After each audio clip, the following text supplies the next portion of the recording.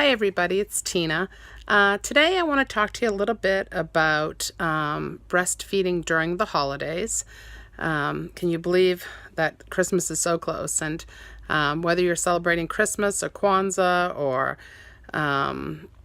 any other holidays this time of year, there are a lot of things that you want to take into consideration as you're breastfeeding, and it can be a very busy time of year. There are a lot of travel going on, a lot of hustle and bustle, shopping and baking.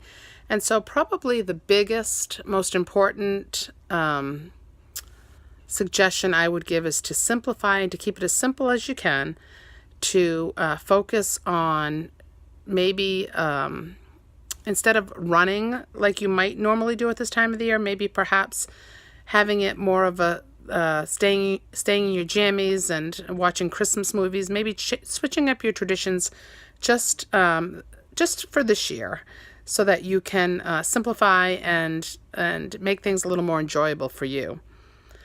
The first thing I want to talk about is in order to do these things, in order to make it simple and enjoyable, is to plan ahead a little bit as to family, where you're going to go, what relatives you might run into that may give you unsolicited advice in regards to breastfeeding, whether it's Uncle Joe that tells you to cover up if you are breastfeeding, or Auntie Helen that wants you to add formula because baby must be starving, etc., etc. You may get a lot of unsolicited advice if these are people that you don't see on a regular basis.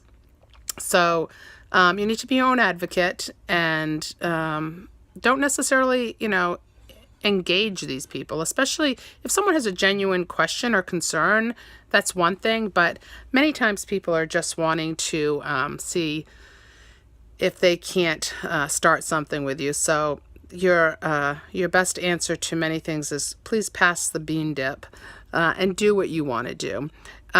If you normally have no problem breastfeeding in public and you want to do that, that's great, because we need to normalize breastfeeding. But don't feel bad if you want to just use baby as an excuse to go to a quiet room for a little while and just snuggle and nurse for a few minutes. So do what works for you and do what you feel good about. Another thing I want to talk about is there are no foods that are off limits, unless, of course, there's some allergy, which is very uncommon. And as a matter of fact, a wide variety of foods can actually help baby to have a wider interest in certain foods as they get older, because some flavor does go through the breast milk. But there's nothing that's off limits that's going to bother baby. So that leads me to alcohol. Now, obviously, I'm not talking about drinking a lot, but you do not have to pump and dump if you have a drink. Alcohol, just like any other drug, tends to be most kind of peaks in the breast milk about an hour after drinking. So if you breastfeed baby and then you have a drink, probably by the time baby is going to nurse again, the alcohol will be out of your breast milk. So it's okay to have a glass of eggnog. In regards to the busyness and the hustle and bustle of all family around you, you may feel more comfortable wearing the baby, especially if there's a lot of sicknesses, flus and colds going around.